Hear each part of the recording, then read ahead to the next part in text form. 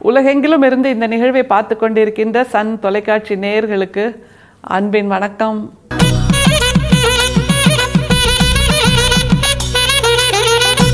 இப்போல்லாம் கோயில் கட்டுறாங்கன்னு வைங்களேன், புதுசாக எத்தனை விதமான ஆர்ப்பாட்டம்லாம் இருக்குல்ல. அதுக்கு இப்படியான வழிமுறை, அப்படியான வழிமுறை, இவ்வளவு கிராண்டாக இருக்கணும், இவ்வளவு செல்வ செழிப்பாக இருக்கணும், இவ்வளோ பிரம்மாண்டமாக இருக்கணும் அப்படின்னு ஆயிரக்கணக்கான விஷயங்களை யோசித்து கோயில்களையெல்லாம் நிர்மாணிக்கிறாங்க. ஆனால் நம்முடைய வள்ளல் பிரான் வடலூரில் உருவாக்கின அந்த ஞான சபை இருக்குல்ல, எவ்வளவு வித்தியாசமானதாக இருக்கிறது அப்படிங்கிறத சொல்லுகின்ற அவரே எழுதிய அவருடைய உரைநடையில் இருக்கக்கூடிய அந்த பத்தியை தான் நம்ம இன்றைக்கி வாசிக்க போகிறோம். கொஞ்சம் அதிர்ச்சியாகவே இருக்கும். என்ன அதிர்ச்சினா, இப்படி கூட ஒரு எளிமையான தத்துவத்தை உள்ளடக்கியதாக தன்னுடைய ஞான சபையை உருவாக்க முடியுமா? ஏன் அவர் அதை அப்படி உருவாக்கினார்? எதிலிருந்து விடுபடுவதாக, எதிலிருந்து விடுதலை தருவதாக அப்படி ஒரு புதிய உருவாக்கத்தை நம்முடைய வள்ளல் பிரான் கை கொண்டார் அப்படிங்கிற பல விஷயங்கள், பல கேள்விகள் அப்படியே சிந்தனை ஓடிக்கிட்டே இருக்குது. எதனால் இப்படி செய்திருப்பார் அப்படின்னு. அதையெல்லாம் வாசிக்கும்போது அந்த எதனாலங்கிற கேள்விகள் பின்னாடியே நம்ம போய் யோசிச்சா, 20 நூற்றாண்டாக இருந்த அழுத்தங்களின் வெடிப்பாக, அப்படியே அந்த பூமி வெடிப்புன்னு சொல்லுவோம்ல, அப்படியாக ஒரு வெடிப்பாக, ஆன்மநேய வெடிப்பாக, ஆன்மாவின் வெடிப்பாகத்தான் வள்ளல் பிரான் இந்த வடலூரில் ஞான சபையை இப்படி உருவாக்கி இருக்கிறார் அப்படிங்கிறத நம்மளால் புரிஞ்சுக்க முடியும். முதல்ல வள்ளல் பிரானின் வார்த்தைகள் என்ன சொல்கின்றனங்கிறத பார்த்துட்டு வந்துடலாம். ஞான சபை விளக்க விபவ பத்திரிகை அன்புடை நம்மவருக்கு வந்தனம். இன்று தொடங்கி சபைக்கு சமரச சுத்த சன்மார்க்க சத்திய ஞான சபை என்றும், சாலைக்கு சமரச சுத்த சன்மார்க்க சத்திய தர்மசாலை என்றும், சங்கத்திற்கு சமரச சுத்த சன்மார்க்க சத்திய சங்கம் என்றும் திருப்பெயர் வழங்குதல் வேண்டும். இன்று தொடங்கி அருட்பெரும் சோதி ஆண்டவரது அருட்பெரும் சித்தி வெளிப்படும் வரைக்கும் ஞான சபைக்குள்ளே தகர கண்ணாடி விளக்கு வைத்தல் வேண்டும். பித்தளை முதலியவற்றால் செய்த குத்து விளக்கு வேண்டாம். மேலேற்றுகிற குளோபு முதலிய விளக்குகளும் வேண்டாம். இங்கனம் சிதம்பரம் ராமலிங்கம் ஆங்கீரச வருடம் ஆடி 5. இதை வாசிக்கும் போது நமக்கு ஒரு அதிர்வு வருதா இல்லையா? பித்தளை விளக்கு வேண்டாம், தகர கண்ணாடி விளக்கு வைங்கிறாரு. அது மாதிரி மேலேற்றுகிற குளோபு முதலியவை வேண்டாம் அப்படிங்கிற. அது என்னதுங்க மேலேற்றுகிற குளோபு? சாண்டிலியர்னு சொல்லுவோம்ல, பார்த்தாலே பளபளன்னு இருக்கும், பிரம்மாண்டமாக இருக்கும், அப்படி கண்ணாடி வெட்டும் இல்லை. அந்த சாண்டிலியர் எவ்வளவு பிரம்மாண்டமாக அகலமாக இருக்கிறதோ, நீளமாக இருக்கிறதோ, அவ்வளவு பெருமை, அவ்வளவு காஸ்ட்லி. அப்படிங்கிற விளக்கெல்லாம் வேண்டாம் என்று சொல்கிறார் என்றால், எப்படிப்பட்ட ஞான சபையாக அந்த வடலூரில் இருக்கக்கூடிய நம்முடைய வள்ளலாரின் இடம், வள்ளலாரின் தலம் இருக்கிறது என்பதை நம்மால் புரிந்து கொள்ள முடிகிறது. அந்த இடத்துக்கு 3 விதமாக பேர் வைக்கிறார் பாருங்களேன். அதுவே ரொம்ப அழகான விஷயம். அந்த 3 விதமான பெயரை வைப்பதற்கான அர்த்தமும் நிறைய இருக்குது அதில். பாருங்க அதை திரும்ப. இன்று தொடங்கி சபைக்கு சமரச சுத்த சன்மார்க்க சத்திய ஞான சபை என்றும், சபைக்கே சமரச சுத்த சன்மார்க்க ஞான சபைன்னு சொல்றார். ஏன்னா சபை அப்படின்னாலே கால ஓட்டத்தில் அறிவில் சிறந்தவர்கள் மட்டுமே, புலவர்கள் மட்டுமே, பண்டிதர்கள் மட்டுமே, ஞான பண்டிதர்கள் மட்டுமே இருக்கக்கூடிய இடம் என்று மருவி விட்டது.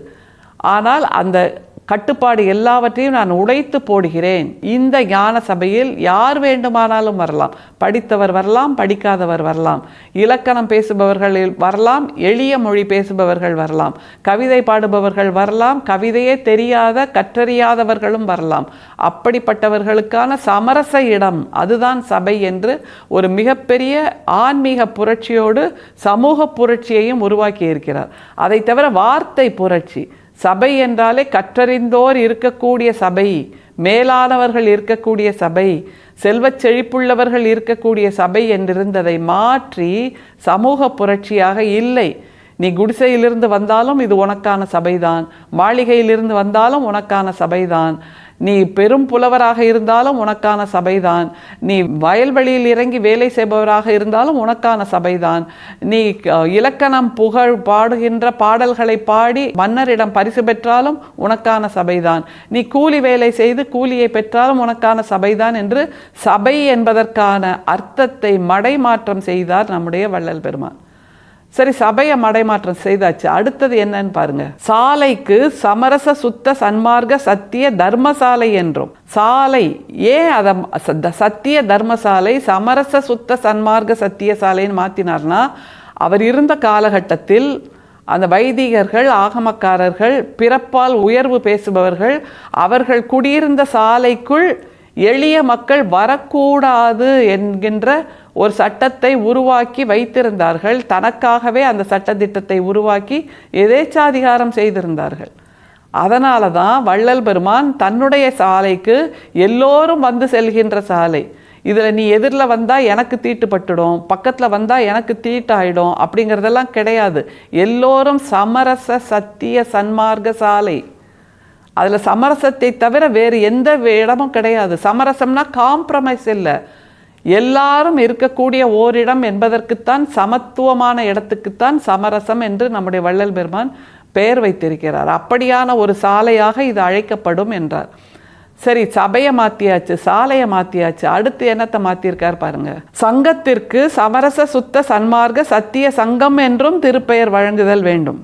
ஏன்னா சங்கம்னாலே படித்தவர்களுக்கான இடம், புலமை பெற்றவர்களுக்கான இடம் என்பதாக மட்டுமே இருந்த இடத்தில் இதையும் சங்கம் என்று மாற்றி அதையும் எல்லோருக்குமானதாக மாற்றிய அந்த புரட்சினா, இந்த ஒரு பத்தியில் ஆன்மீக புரட்சி இருக்குது, ஆன்மநேய புரட்சி இருக்குது, சமூக புரட்சி இருக்குது, கல்வி புரட்சி இருக்குது, எல்லா விதமான புரட்சியையும் செய்து சித்தர்களுடைய ஒற்றை அடையாளம் புரட்சி என்றால் அதற்குரிய அடையாளத்தை, பெருமையை, மேன்மையை தாங்கி நிற்கிறார் நம்முடைய வள்ளல் பிரான்.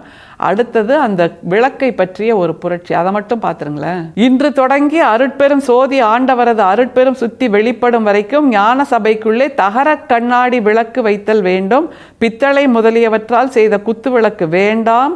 மேலேற்றுகிற குளோபு முதலிய விளக்குகளும் வேண்டாம். தகர கண்ணாடி விளக்கு வைக்கின்ற அளவுக்கு எளிமையின் அடையாளமாக அந்த வடலூர் ஞான சபையை மாற்றி இருக்கிறார்.